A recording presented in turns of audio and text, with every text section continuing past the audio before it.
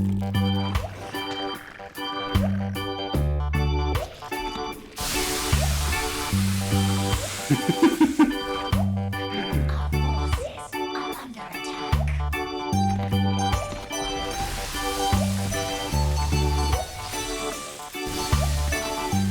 everyone, my name is Dibz, and today I have a Zergling Baneling micro tutorial for you. I'm going to be talking about ways to organize your groups when it comes to Lings and Banelings in order to help you easily manage your army when it comes to these kind of battles.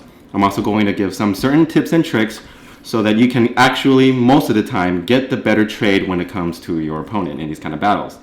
Okay, so first things first. In order to get into this practice mode or this arcade game, all you really have to do is type in LOTV unit tester. Okay, so when you type that in, the unit tester arcade map will come in, and this will allow you to get into this map. You can play with yourself or you can play with another person as well, and you can create these armies, and then you can just practice your micro against your opponent and also your friend as well if you need to. So the first tip that I have for you is to create different groups for your Zerglings and your Banelings. This is important because this allows you to micromanage them a lot more easily, and you can be more accurate than just trying to select them all on the screen. Not only that, it allows you to easily maneuver your army and to lure your opponent into a trap. So let's say you have this group against this group, okay? The blue group is not going to have any micro, and the left group is going to try to lure the Zerglings into the Banelings and also get rid of their Banelings with my Banelings at the same time. So this is what it's going to look like. So I attack this way, and I attack this way. So they're attacking, and I pull back my Zerglings, and these Banelings just rush through and kill everything, right? They detonate on the opposing Banelings and also kill a lot of the Lings at the same time. This is because I split up my group into two groups, and I could control them very effectively by pulling all of my Lings back and just pushing my Banelings forward. That's usually what you want to do in Ling-Baneling fights. So having your Lings and your Banelings in different groups is also very important for when you're trying to pick off the enemy Banelings. So let's say you have an enemy Baneling here, and they're all spread out like this, and you see that. What you can do is you can actually select your Lings, and you can right-click one Baneling, and after you right-click it, you would shift-click one Ling out of this group, and that one Ling will go towards that Baneling and detonate it, right? So this is what happens. You can do that to that one, you can do it to this one, and you can do it to that one, and you would right-click back, of course, because you don't want the rest of your Ling army to get hit by those Banelings. So this is really good in order for you to pick off these Banelings one by one.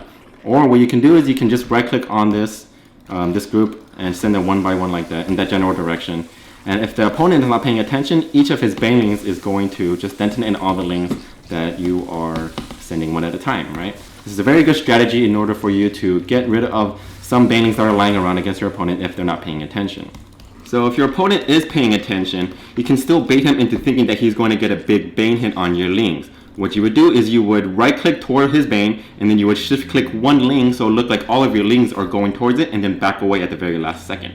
What this does is that it doesn't give him enough time to react to know whether he's going to get a big or a small Bane hit. So it'll do like this, right? And you can just keep running away, and he won't have enough time to react, and thus you can make him waste his Banes into making him think that he's going to get a really big Bane hit. But let's say you are on the defending side and your opponent is doing this to you, right? They're sending one Ling at a time and getting rid of all of your Banelings one by one. What you can do in order for them to stop this from happening is that you can just hold, you can get your group of Banelings and you can hold shift and right click back and forth on the map, right?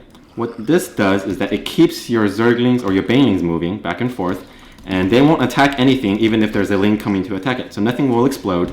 And your Lings that are nearby will be able to come and actually protect your Lings without you, or protect your Banelings without you having to lose any for for you for not paying attention. This is very helpful and useful for keeping your Baneling count high and when you have to look away. So let's say you need to do injects and you right click back and forth. You can go back to your hatchery, do an inject, and your Banelings are still moving around and your Lings are nearby. And if these Lings try to come and take care of all these Banelings, what you can do is you can just have your group of Lings protecting it just come by and just kill off the Lings. So when it comes to Lings and Banelings, it takes 2 Banelings to kill 1 Baneling that's alive, and it takes 3 Banelings to kill 1 morphing Baneling. So if you have a Zergling that's morphing into a Bane, it takes 3 Banelings to kill that Baneling. Okay, so that's why it's super important for you to have a certain amount of Banelings going in at one time. So let's say you're out in the open like this, and you see your opponent out here. and you're trying to go and kill them, right? So what you can do is, instead of going 2 by 2, what you can do is actually go 1 by 1. What happens when you go 1 by 1? Well, what this does is that if they're actually spread out enough, what your opponent has to do is they have to have really good micro to micro against the Zergling or the Banelings, but then you're going to be protecting them with your Lings as well. So when you notice, let's say like they only have about 2 Lings coming in, you can defend it with all these Lings, right? But then they have a big group of Lings trying to kill them, you can just use that Baneling to blow it up and kill those Lings, right? So it makes it very efficient for you because they start to use 2 Banelings, right? Let's say they have 2 Banelings here going at one time, and you have only 1 Baneling going at a time. So this is 3 groups, and you have this group of 5. And you just have these A moving, and you just right click past them. What happens? 2 of these Banelings will try to kill all of these Banelings, and you just end up with 2 more. You only lose, let's say, only 1 Baneling because they're not grouped up together like your opponents are. So when you're out in the open and going just pure Ling Baneling, it's very good for you to go 1 at a time. However, there is one situation in which going by 2s would be very beneficial to you, and that situation would look something like this. When your opponent has all of his Banes bunched up together, and if he's not paying attention, he can pretty much lose all of his Banes just through 2 of yours, right? Because if you go 1 by 1, he will be able to react to your first one in time, possibly, and then he can only take 1 Bane and have the rest of his Banes survive. However, if he's not paying attention, he can lose all of them just to 2 Banelings. When you are trying to attack a base that's heavily defended by these 2 spines and a queen, what happens when you send in 1 Baneling at a time, right? All of your Banelings 1 by 1 will just get destroyed and just die before they can actually move across, right? So let's see what happens. See, these Banelings just die, and these Banelings die, and these Banelings die like that. So that's why it's important for you to, when you're attacking, you go 2 by 2 if it's heavily defended. But if it's not heavily defended, right, if these 2 spines are gone, then it's okay for you to go 1 by 1, because then this queen and maybe those other Lings will be trying to attack it, and it might be actually worth it for you to kill these Lings with these Banelings as they try to defend. Because then if this queen by itself, it won't have enough firepower to kill all of these Banelings. Look at that. It gets rid of all those drones and a lot of Banelings, a lot of Lings at the same time. Okay, so just make sure that if you see a very heavily defended base, go 2 at a time. If you see a very little defended base, go 1 at a time. And it makes it really hard for your opponent to try to micro against those Banelings, and you probably will almost always get the best trade out of that small battle. This is very important because the more small battles that you get and trade, the more that you're going to gain overall. And once you get to your opponent's drones, their mineral or resource is going to go down, and they're not going to have enough to match your army, and it's just pretty much just going to snowball once you get a really good battle. Now let's watch that again.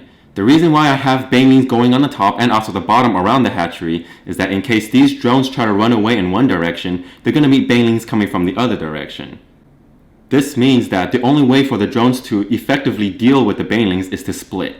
And as you know, splitting is very hard most of the time, and it can actually lead to some mistakes as well.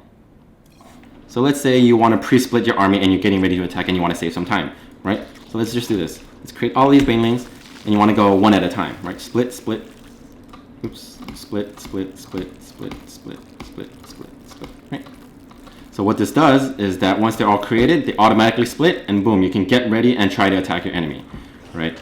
And then you can just go in. They're all separated already. Makes it easier for you, and you're done, pretty much. You don't have to wait for them to be created, and then you can just split them right beforehand. So the main thing for when it comes to defending Ling Baneling attacks is to always have your Banelings split, right? So let's say this group here is the enemy base and I want to try to attack it, and they're completely split. They're going to have really good trades against me, even if I also go in 2 by 2 as well. It's actually going to, it sometimes may turn out to be even, but at this point, it really just comes down to your micro of these Banelings. It's going to be really hard to just micro all of them at once. So let's just see what happens if it's split Banelings versus split Baneling, right? It's going to turn out a lot more even than it did beforehand.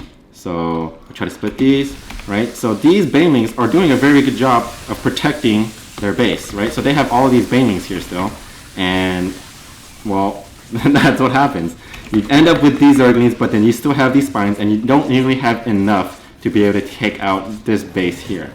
So this just goes to show you that splitting up your Banelings at all costs or at all times is super important, and just keeping track of your Banelings, moving back and forth, different groups. Those are all the main points when it comes to Zergling and Baneling micro. This is when it's going against Zerg as well. So the main excuse me. So the first thing you really want to worry about is splitting up your Zergling and Baneling into different groups. Secondly, you always want to make sure that your Lings are moving, or your Banelings are moving around back and forth, so that your opponent does not send one Ling to detonate each Baneling. The third thing is, whenever you're in an open battle or open field, or you go into an enemy base that has very little defense, it's important to go one Baneling at a time with your Lings. But then when you're going against a heavy defended base, you always want to go two Banelings at a time. Alright, so that's about it for this tutorial. There's a lot of things that you can do to improve your Ling Baneling micro. You can pretty much just open up this used map settings or this arcade game and just practice your Ling Baneling micro against maybe a friend or even a computer. And just try splitting up your army, try to bait out Banelings as well, and just practice over time. It only comes with practice, and if you do it more than enough, then you'll probably get better at it. So just spend more time on it, and I'm pretty sure that you'll see your micro skills improve a lot better. So that's about it for this video. If you like it, please hit the like button and subscribe for future tutorials and also other types of games, maybe live gameplay as well. So yeah, I'll see you guys in the next video. Thanks for watching.